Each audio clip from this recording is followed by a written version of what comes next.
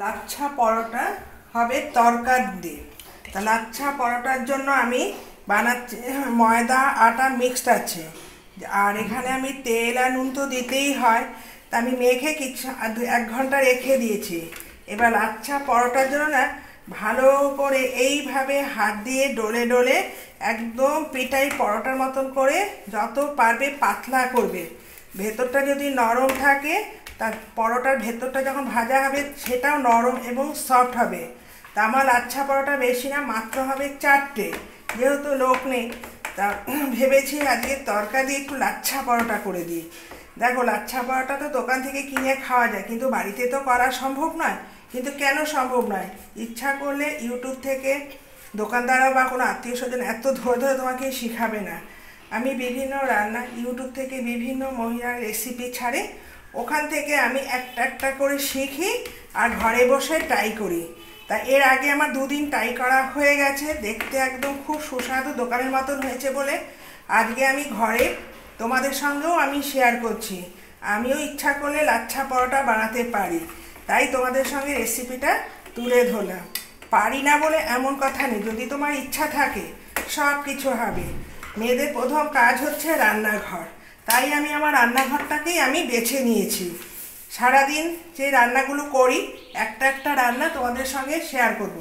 দেখেছো আমি কিভাবে করেছি। এইবার আমি একটু বড় বড় সাইজের 4টে লেচি বানিয়ে নিয়েছি, দেখেছো। এইবার হাতে তালুর সাহায্যে আমি এইভাবে করে নিলাম, গোল করে নিলাম।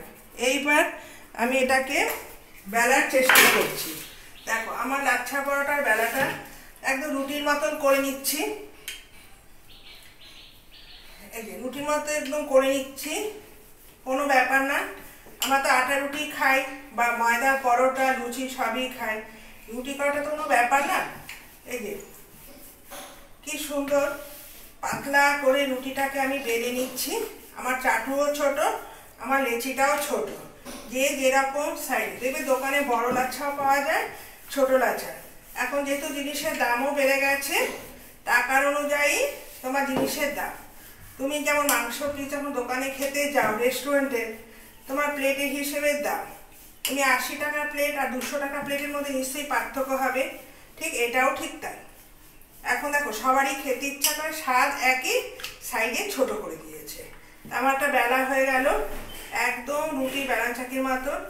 এইবার আমি এটাকে কি করছি, শাড়ি কুচি দিচ্ছি। এই দেখো, এইভাবে কুচিটা আমি এইভাবে তোমাদের সামনে তুলে ধরছি, না হলে না কুচিটা দেওয়া যাবে না। এই দেখো, কুচিটা দেওয়া হয়ে গেল। এইবার আমি কি করছি, কুচি ধরে ধরে এটাকে আমি করে নিচ্ছি, ভাঁজ করে নিচ্ছি কুচির মতন। এই দেখো, 3টে কুচি হয়েছে। এই দেখো, 1 2 3। এইবার যেহেতু কুচি হয়েছে, এইটাকে আমাকে কি করতে হবে, এটাকে আমাকে গোল করে রাউন্ড করে নিলাম। এই দেখো, দেখেছো ভেতরটা কি সুন্দর। এইটা আমি একদম রেখে দিলাম, কিছুক্ষণ বলছে রাখতে হবে। তা ঠিক আছে, আমিও রেখে দিলাম। আরেকটাও তোমাদের বেলে দেখাচ্ছি। এইবার আমি বেলা শুরু করেছি, 10 মিনিট রেস্টের পর আবার আসলাম। এইবার আমি লাচ্ছা পরোটা, দেখেছো লেয়ারগুলো কি সুন্দর স্তরে স্তরে রয়েছে। এইবার আমি এটা বেলে আবার ভাজতে দেবো। একদম দোকানের স্বাদের মতনই আমি লাচ্ছা পরোটা করছি। আমি আগে নিজে ট্রাই করি, তারপর তোমাদের সামনে তুলে ধরি। তা মাঝে মাঝে দেখো বাড়িতে খেতেও ইচ্ছা করে, সবসময় তো আর রেস্টুরেন্টে খাওয়া এই জল কি, আমার বাইরে খাওয়ার থেকে নিজের হাতে রান্না করাটাই আমার বেশি টেস্ট। হয়তো দোকানের মতন হোক, কেন করা যাবে না, ইচ্ছা করলে সবই উপায় হয়। এখন তো আস্তে আস্তে রেস্টুরেন্টের লোক সংখ্যা কমেই যাচ্ছে। প্রথম কথা, বাইরে কি তেল, কি জল, কি বাসন ঠিকঠাক ধুচ্ছে কি না, ওদের চেহারা দেখে দোকান দেখেও, যদি বড় বড় রেস্টুরেন্ট হয় তা একটু খেতে ইচ্ছা করে। আর রাস্তাধারে যে ছোট ছোট রেস্টুরেন্টগুলোতে এখন আর ঢুকতে ইচ্ছা করে না।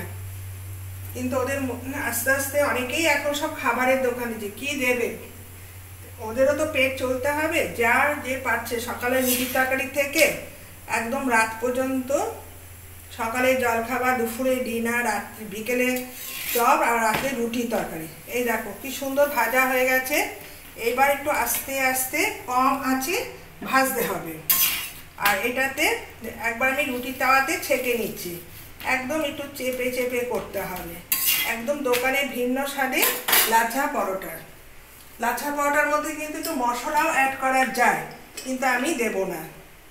এই দেখো চারদিক দিয়ে আমি তেলটা একটু বেশি দিয়ে ভাজছি, যাতে লাচ্ছা পরোটা কি হয়, বেশ মচমচা।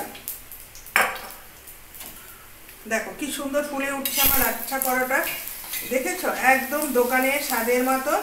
আমি না করেছি ছোট, না করেছি বড়। দেখো কালারটা কি সুন্দর মিষ্টি এসেছে। কালার দেখে মনে হচ্ছে একটা জায়গায় দুটো খেতে ইচ্ছা করে। বাড়িতে তুমি ইচ্ছা মতন খেতে পারবে, ইচ্ছা মতন এখন বলাটা ঠিক। দেখো কালার এসে গেছে, আর সাথে আমি রেখেছি তড়কা। এই দেখো তড়কাও হয়ে গেছে, আমার লাচ্ছা পরোটাও হয়ে গেছে, একদম দোকানের কালারের মতো পরোটার কালারটাও এসে গেছে। এইবার আমি কি করছি, এটার মধ্যে যেহেতু আমার ডিমটা কড়াই আছে, এই যে এখানে রেখে দিয়েছি লাচ্ছা পরোটা, আর কিছু করবো না। এবার আমি ডিমটা একদম ফাটিয়ে ডাইরেক্ট এই তাওয়ার মধ্যেই দিয়ে দিচ্ছি, কেন যেহেতু এটা ভুজিয়া হবে কালকে আমার। আর এটাকে আমি কি করছি, হালকা দিয়ে ভালো করে ভুজিয়াটাকে বানিয়ে নিচ্ছি। আর এর মধ্যে নুন, দেখো এটার মধ্যে আমার তেলটাও দিয়ে দিয়েছি, অটোমেটিক দেখবে কি সুন্দর উঠে আসবে। আর তরকাটা যেহেতু আমার আগেই করা ছিল, একটুখানি নুনও দিয়ে নিয়েছি। এই দেখো ভুজিটাটা সুন্দর লালচে লালচে করে ভাজা হয়েছে, যাতে ভেতরে কোনো কাঁচা না থাকে। এটাও আমার ভাজা কমপ্লিট।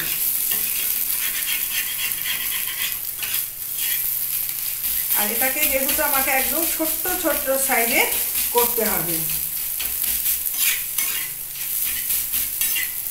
ব্যাস।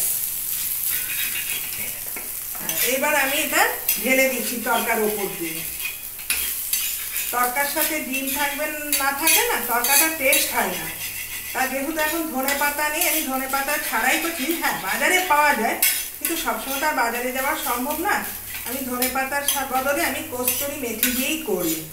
এই দেখো এটার ওপর দিয়ে আমি দিয়ে দিলাম। তরকাটা যেহেতু বললাম করা ছিল, আমার রান্নাও কমপ্লিট। তাহলে আজকে তরকা দিয়ে লাচ্ছা পরোটা দারুণ লাগে, সঙ্গে থেকো।